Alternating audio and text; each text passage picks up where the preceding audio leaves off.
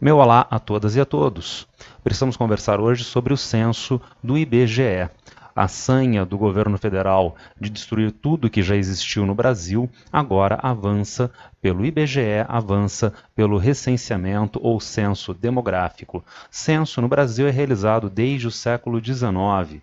A partir da década de 1930, há a criação do Instituto Brasileiro de Geografia e Estatística, o IBGE, e, portanto, em 1940 é realizado o primeiro censo demográfico sob controle do IBGE, segundo a legislação, a cada 10 anos e, portanto, sempre no ano zero, deve ser realizado esse censo nacional, essa grande pesquisa demográfica nacional. E ela foi realizada a partir de 1940, em 1950, 60, 70 e assim por diante. Só houve uma falha neste processo. Em 1990 não aconteceu o recenseamento, ele foi feito em 1991, naquele que talvez tenha sido um dos piores governos da história do Brasil, o governo Collor, e dada a grave crise econômica, o IBGE não tinha recursos para contratação de pessoal para fazer o censo. Em 1990, ele foi realizado no ano seguinte, em 1991.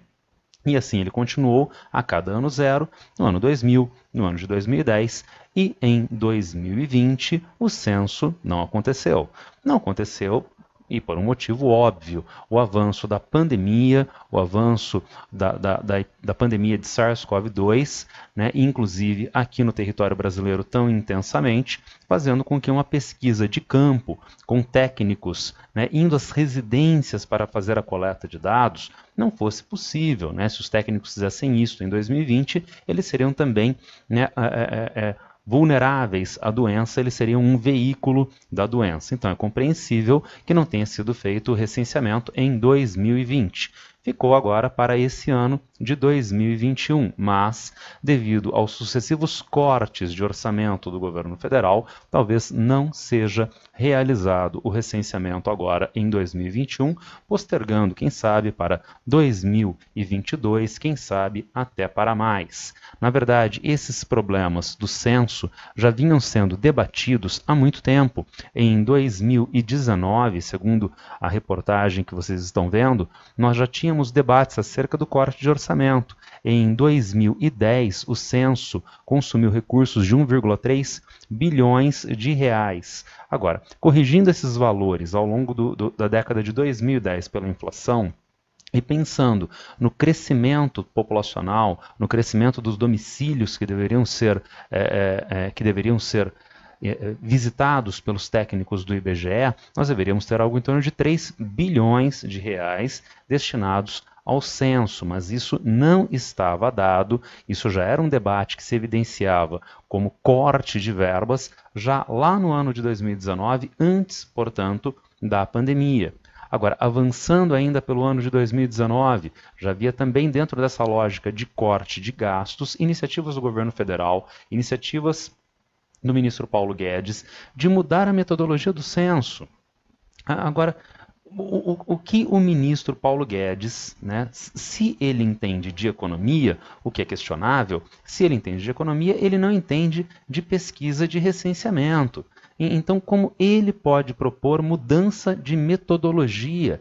A mudança que ele estava propondo era para cortar gastos e o que prejudicaria o trabalho do próprio censo. E, portanto, essas discussões acerca do censo de 2020 já estavam vindo há muito, muito tempo, né, desde a campanha eleitoral e passando pelo primeiro ano do suposto governo Bolsonaro, até nós chegarmos agora a 2021. Segundo a reportagem do Poder 360, vejam, o IBGE esperava ter 2 bilhões de reais para a pesquisa, o que, segundo eu mostrei para vocês, já seria pouco, tendo em vista o que foi consumido no censo de 2010, a correção daquele valor pela inflação e a ampliação dos domicílios a serem visitados. Então, havia necessidade de mais, bem mais, do que 2 bilhões de reais, mas houve cortes significativos destes valores, praticamente, portanto, inviabilizando o censo agora para o ano de 2021 e havendo recentemente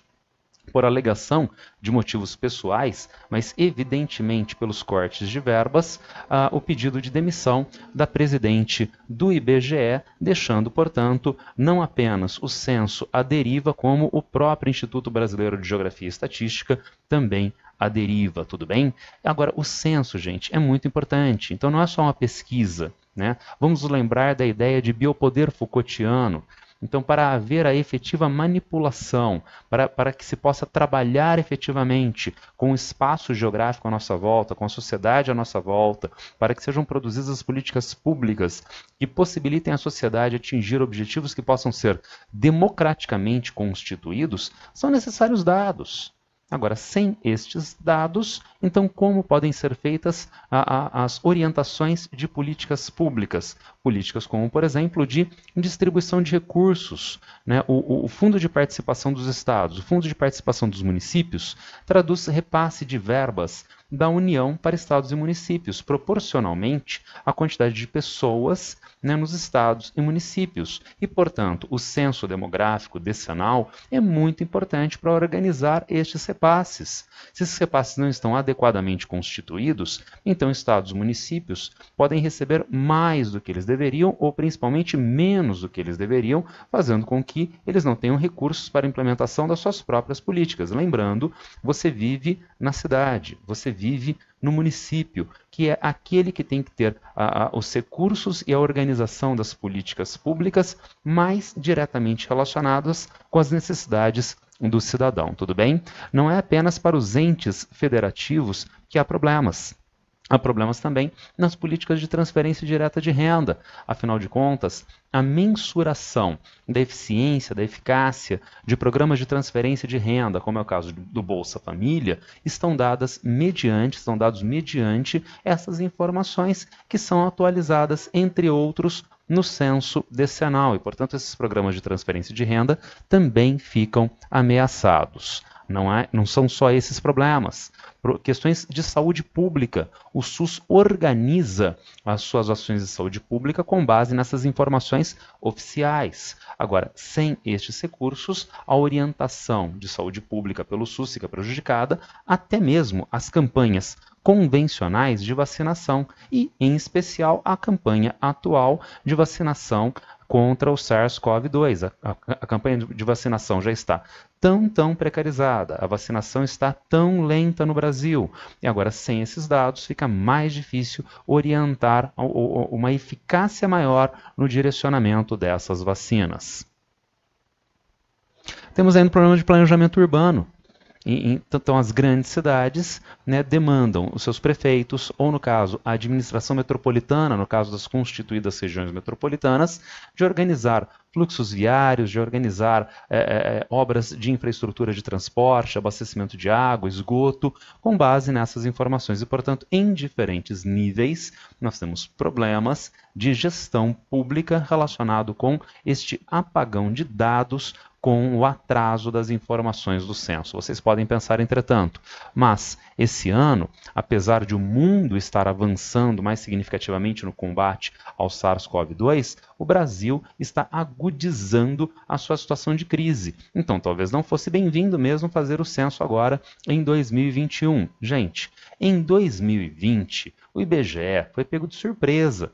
Porque a pandemia tinha sido descoberta, a epidemia tinha sido descoberta na China em 2019 e a Organização Mundial da Saúde ainda demorou algumas semanas, alguns meses para decretar a condição de pandemia. Então, realmente, o IBGE foi pego de surpresa, mas estamos em 2021 e já houve todo o preparo no IBGE em termos metodológicos e em termos de aquisição, de pesquisa de campo, de aquisição dos dados, para se adequar a essa situação de pandemia, inclusive adquirindo os dados, como já é feito em outras pesquisas com a PNAD, a Pesquisa Nacional de Amostra Domiciliar, através de recurso telefônico, através de recurso à distância, e trabalhando com amostragens estatísticas que buscam, então, validar esta forma de apreensão dos dados, esta nova forma de tratamento dos dados. Então, havia recursos do ponto de vista técnico,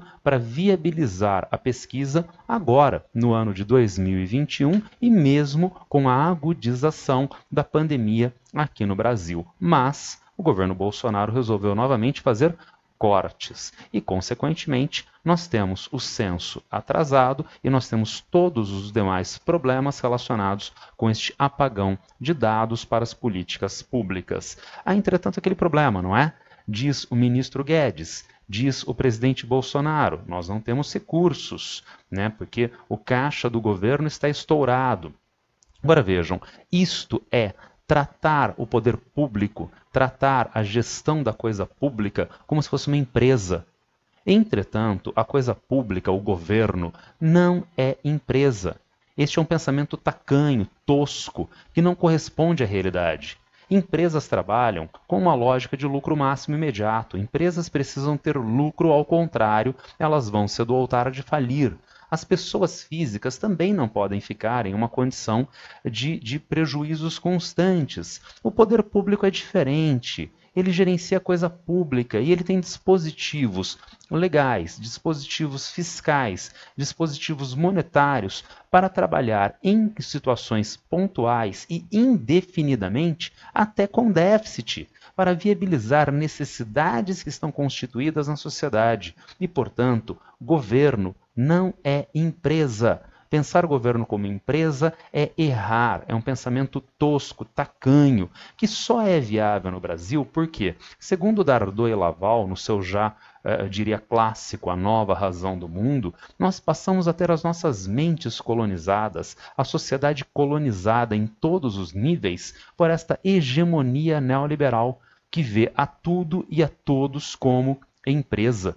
Então o homem passa a se ver como uma empresa, o homem passa a julgar o outro homem como uma empresa. O homem passa a ver a gestão da coisa pública como uma empresa. E daí a ideia que gera algum tipo de aderência aos ouvidos das pessoas de que o governo não tem dinheiro e isso seria uma justificativa. Insisto, as informações do censo são fundamentais para a organização das políticas públicas. E insisto também, o governo não é empresa. Então, havendo a necessidade, o governo tinha a obrigação de implementar essas medidas necessárias em termos econômicos para viabilizar o censo 2021, já com um ano compreensível de atraso, mas que, dado o desgoverno, dada a incapacidade de administração da coisa pública, nós vamos postergar com a permanência, a perpetuação de uma série de problemas correlatos. Tudo bem? Era isso por hoje. Eu espero que tenha ficado mais ou menos claro. Abraço para todo mundo e boa sorte.